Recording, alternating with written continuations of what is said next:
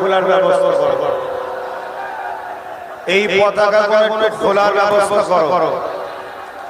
এবারে ঠিক আছে, আপনারা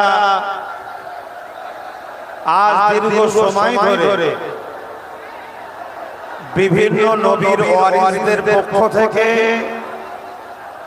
হুজুর পাক সাল্লাল্লাহু আলাইহি ওয়াসাল্লামের আগমন উপলক্ষ করে যে ওয়াকিয়া, যে ঘটনা, আল্লাহর যে কুদরত, আল্লাহর যে নিদর্শন আল্লাহ দেখিয়েছেন, সেগুলো আপনারা সবাই শুনছেন। তবে আমিও সংক্ষেপ সময় 5টা পর্যন্ত হবে, আর 1 ঘন্টা 20 মিনিট আছে।